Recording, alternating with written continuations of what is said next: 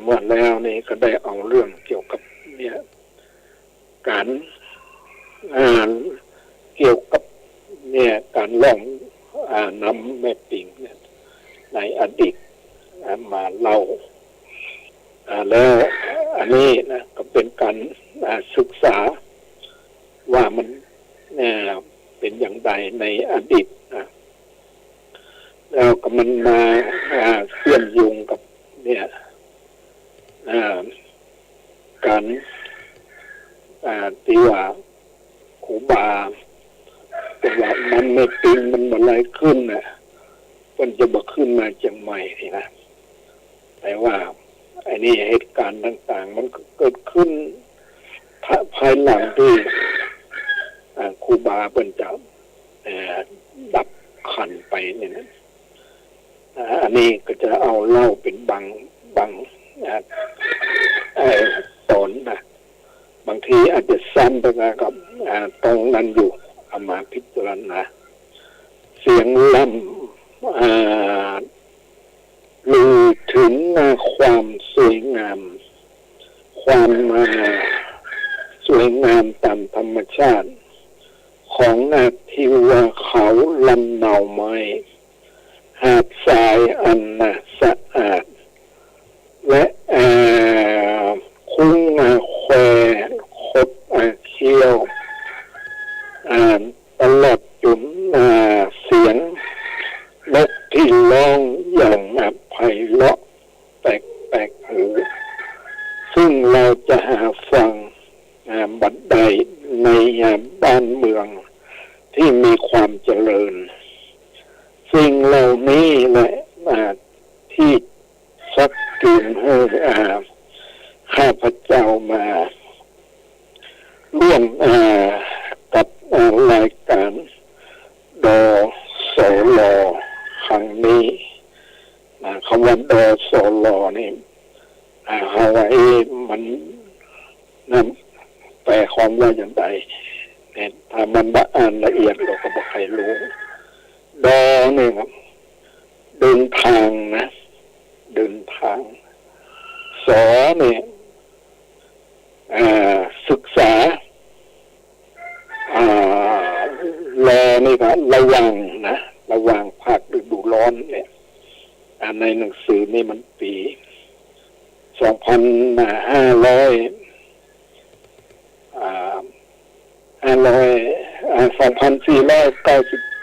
2495แล้วนะ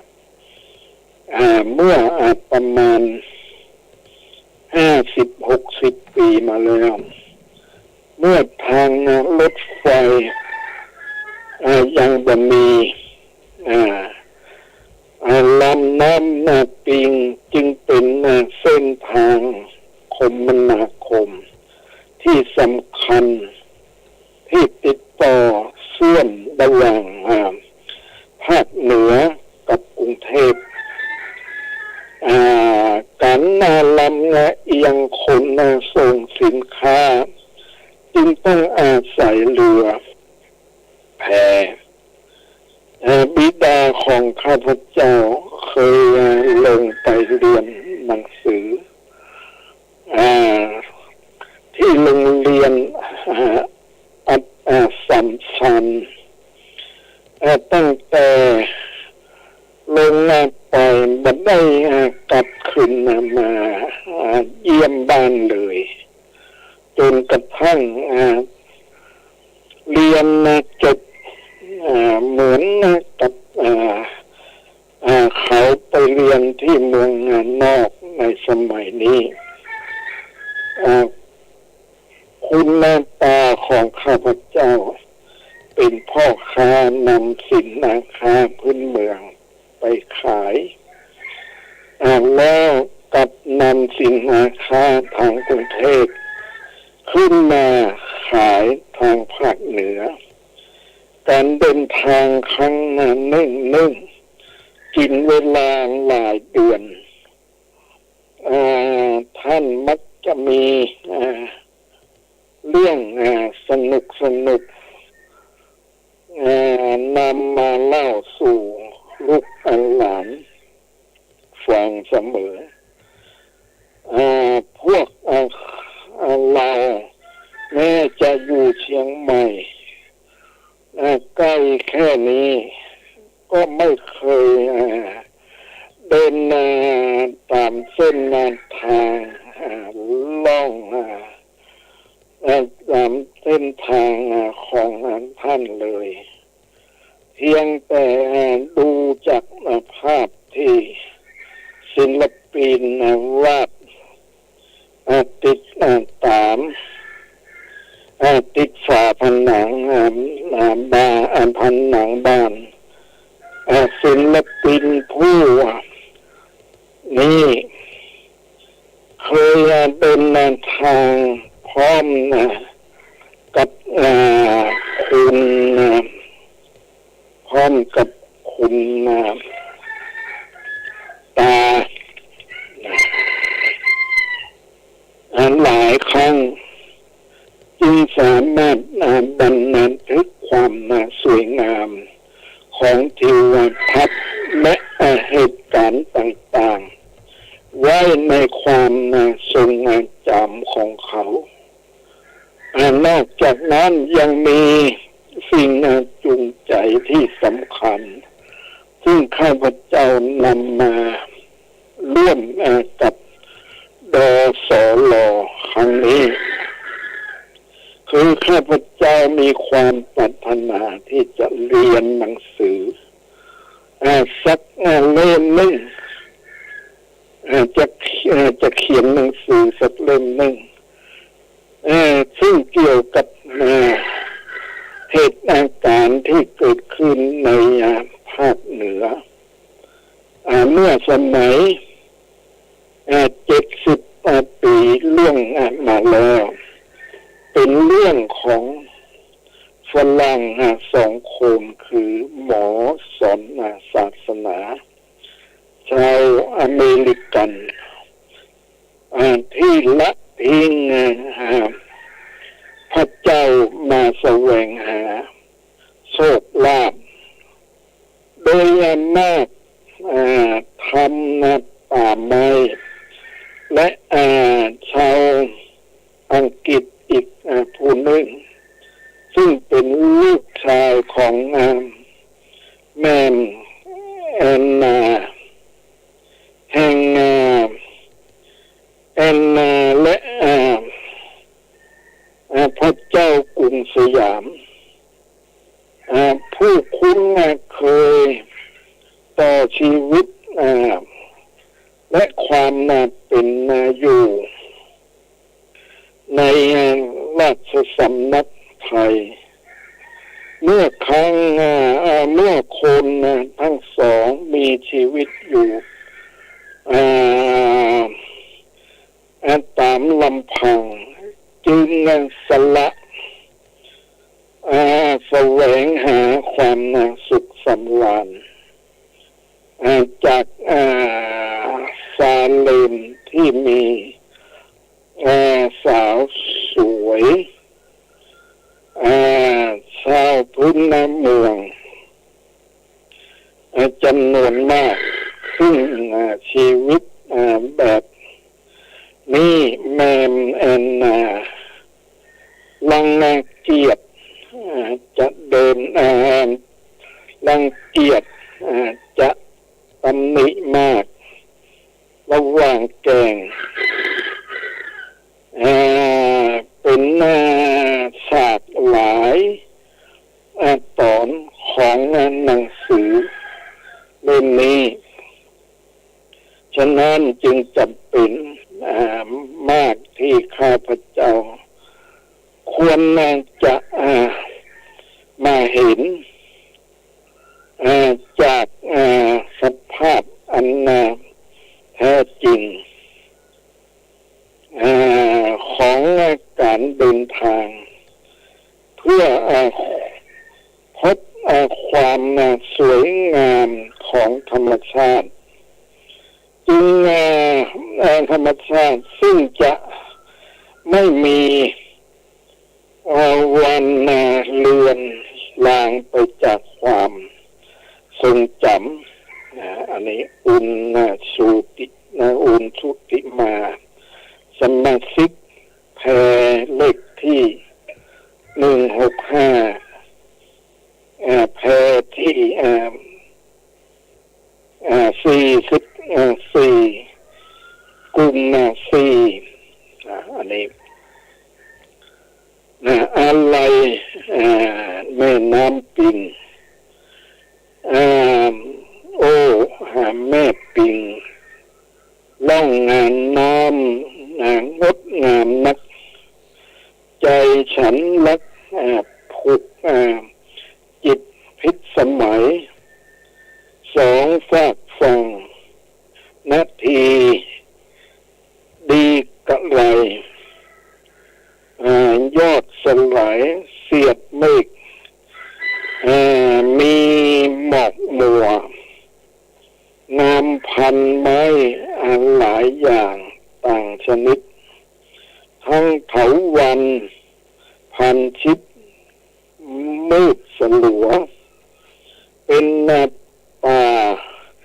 ทึบลิงลิดกิดเสียงรัวช่างพันพัวโกมกลืนสิ้นอารมณ์ยามแพรยามแพรล่องมากลางวางกสิน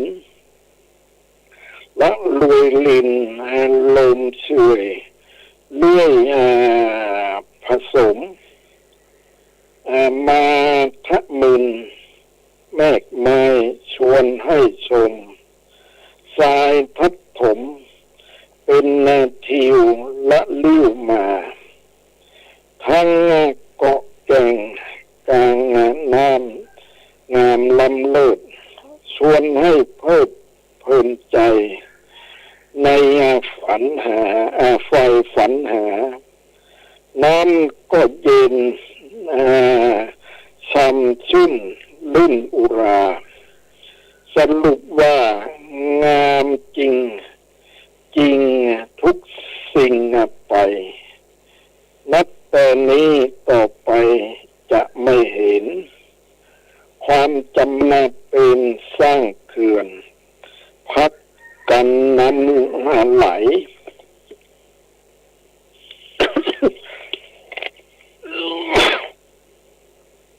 เพื่อระบายเข้าคลองท้องถิ่นไก่ทำนาไร่ได้เลี้ยงประชาชนธรรมชาติงามงดทั้งงามหมดสิ้นจะจมอยู่ใต้กสิณไม่เห็นหนปีสุดท้ายเที่ยวเลาะจะเที่ยวปีสุดท้ายเที่ยวปีสุดท้ายที่พวกเราจะได้ยนแสนกังวล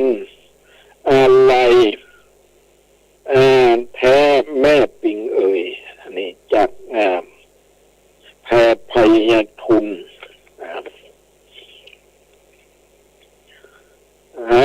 ล่องแกงแม่ปิงทั้งสองฝั่งเป็นป่าพฤกษารื่นเขียวชุ่มชื่นเย็นใจเมื่อได้เห็นเสียงนกป่าร้องล่ำค่ำเช้าเย็นได้ใต้น้ำเห็นฝูงป่าว่ายวนบางตอนเห็นขุนเขาลำเนายื่นสูงทะมึนโผล่ลำข้ามเวหนแพน้อยคอยตัดฟองน้ำวนผ่านผาพ้นยื่นติดประชิดตัวเกือบถึงแกง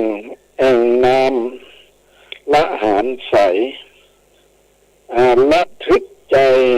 ตื่นเต้นเยือกเย็นทั่วปากคอสั่นลั่นนึกระทึกกลัวมองดูทั่วแลเห็นเป็นวังวนกระแสน้ำเดือดพล่านลั่นระลึกแล้วม้วนพลิกเหหันบัน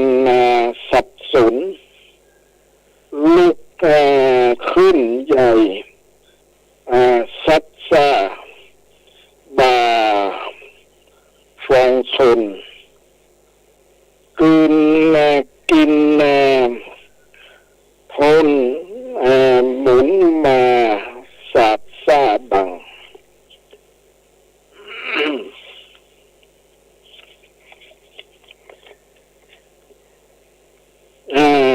ลำปิงคงกงเลี้ยวคดเคี้ยวมากเป็นทางยากน้ำชัดพัดเข้าฝั่งแต่สองข้างขวางกันเป็นเขาพังทั้งสองฝั่งถูกซัดพัดระดมแรงน้ำชัดฟัดซ่าหน้าสัตว์เสียงแพน้อยเอียงเพียงพลิกละลิกล่มแต่นายท้ายคัดท้ายกระจายบุ่มแพสู้ลมฝ่าขึ้นท่วมพื้นแพสายน้ำแรงแกงเชี่ยวเกี่ยวเดือดพันแพละยานผ่านลัดตัดกระแสพอพันแกงแรงหมดหันหน้าแลสร้างสวยแท้แกงปิงยิ่งขวัญมิ่งขวัญไทยคำเลนเด็ดประยุทธ์อันนี้นะความอันนี้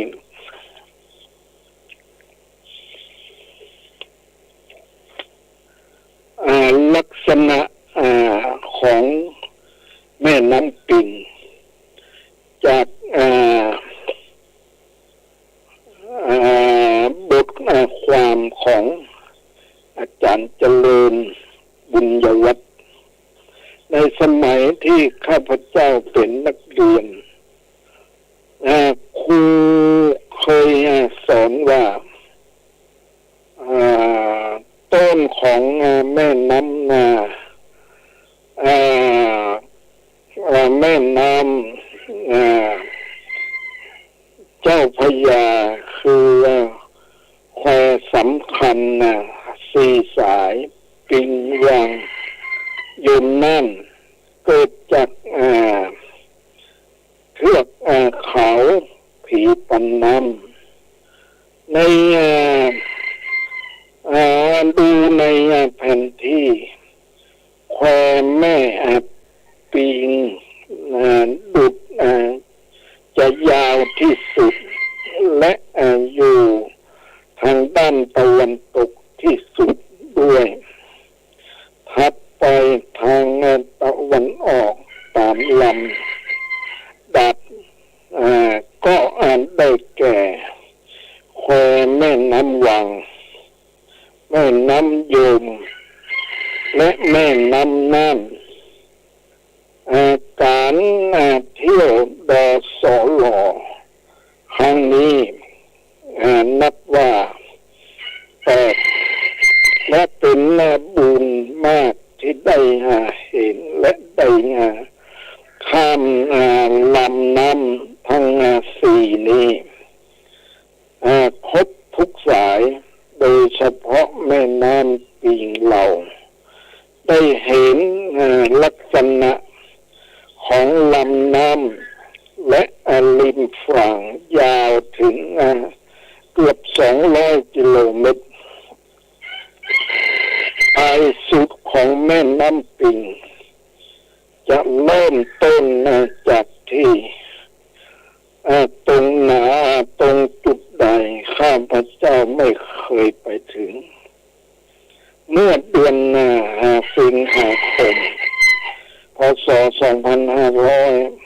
พ.ศ. 2495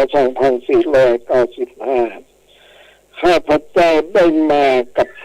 คณะอาจารย์โรงเรียนเตรียมอุดมขึ้นมาเที่ยวเชียงใหม่และเคยไปเที่ยวฝางซึ่งอยู่เหนือขึ้นไปการเที่ยวครั้งนี้ข้าพเจ้าก็ได้เห็นแม่น้ำปิงสายนี้ดูสายนี้คู่ขนานไปกับถนนก่อนถึงเชียงดาวเมื่อเชียงใหม่ครั้งนั้นข้าพเจ้าก็ได้เห็นแม่น้ำปิงสายนี้ตั้งอยู่ริมตั้งอยู่ริมน้ำปิงสะพานนวรัตน์ก็ข้ามลำน้ำปิงอาณาเขตจังหวัดเชียงใหม่นับว่าใหญ่บันมบไม่น้อยเพราะหลายวันที่เราอยู่ในแพในแม่น้ำปิงถามดูที่ไรก็ได้รับคำตอบว่า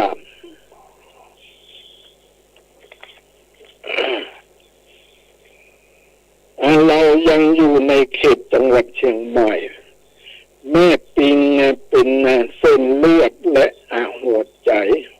ของเชียงใหม่เช่นเดียวกับแม่น้ำเจ้าพระยา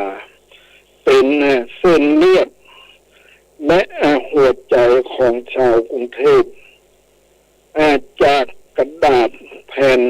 ที่พิมพ์เขียวที่เราได้รับแจกจากคณะกรรมการครุสภาเราทราบว่าตำบลบ้านแอนอำเภอฮอดจุดเล่นต้นที่เราลงแพ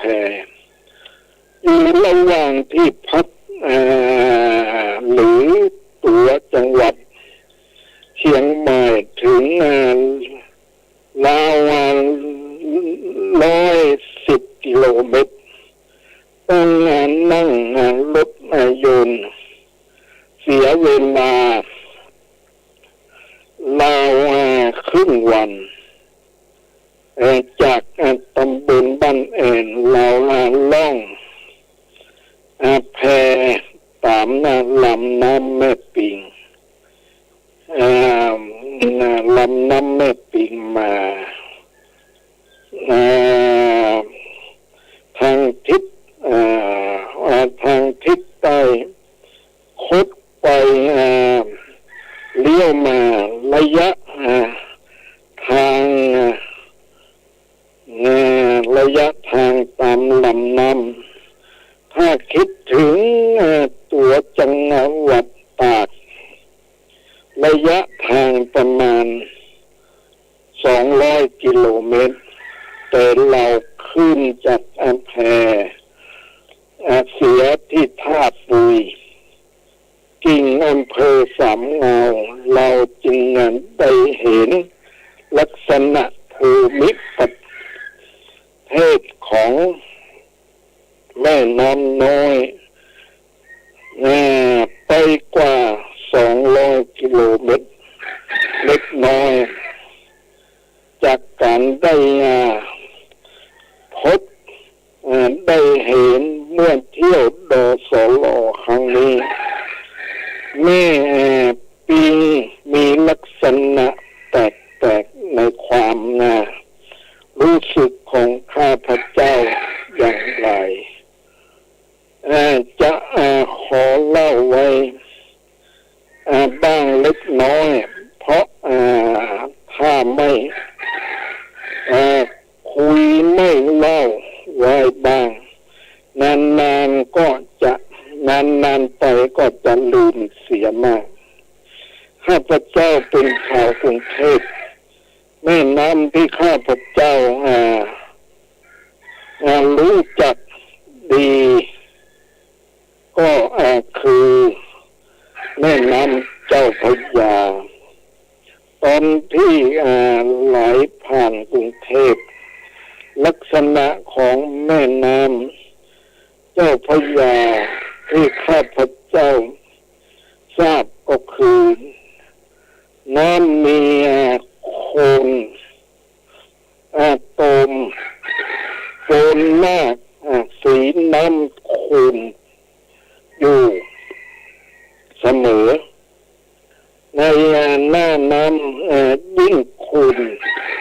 มากจนเกือบเป็นสีแดงทุกตอนน้ำทุกตอนน้ำอีกมากเรือทั้งเล็กและใหญ่นั่นขึ้นนั่นล่องได้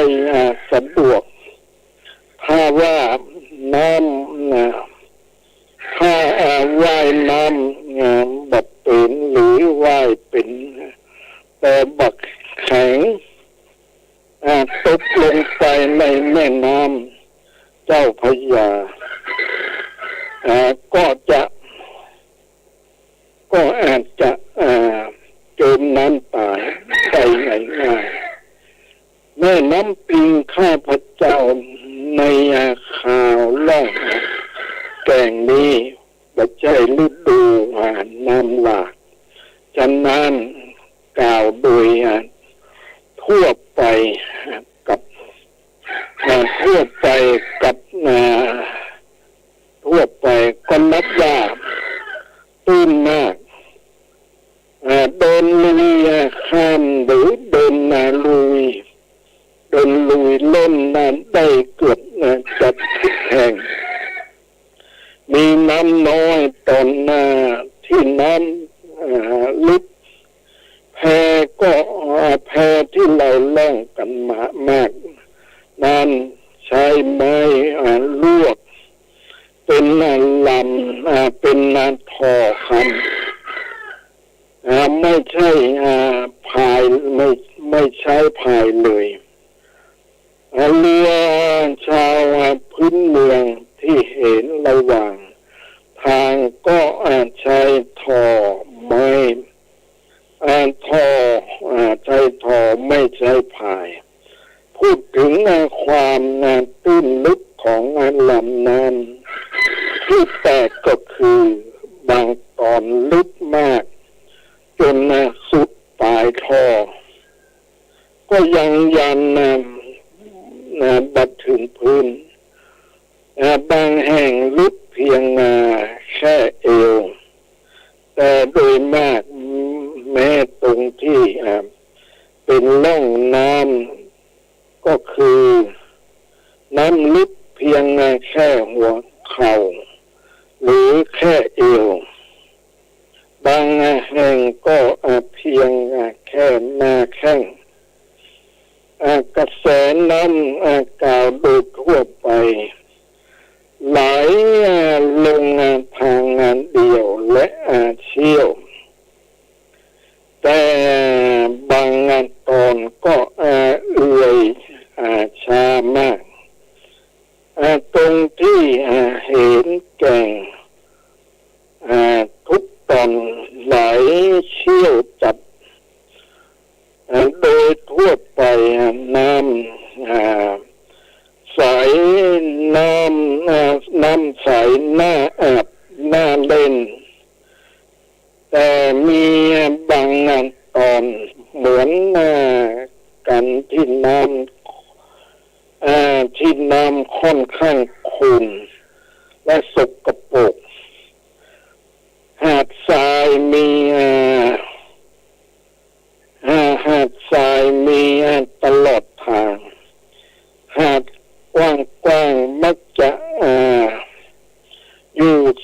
ฝั่ง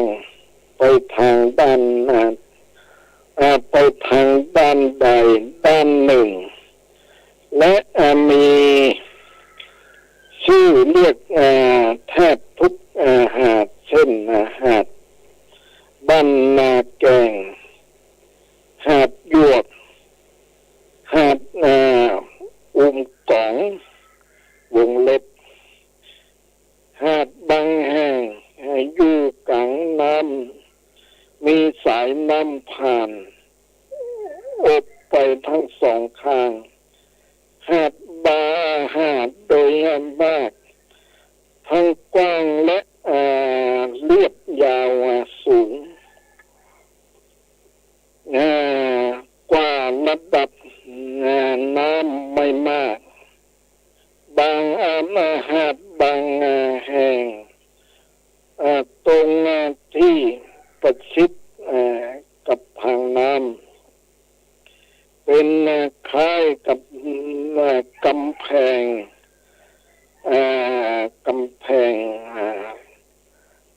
ศาสตร์ที่แกล้งทำเอาไว้เพราะสูงและชันเป็นแนวตรงส่วนมากเม็ดทรายก็เช่นเดียวกันบางตอนเม็ดละเอียดอ่อนมองงามตาเมื่อเดินนานเท้า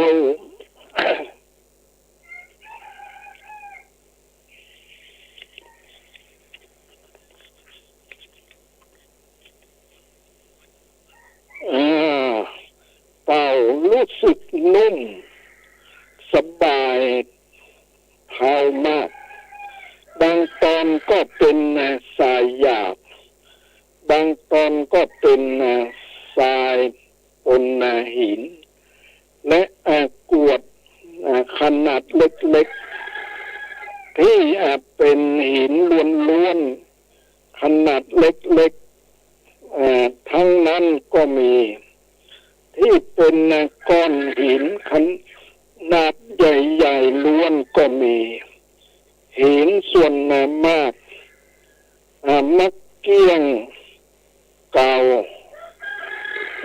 บางแหลมคม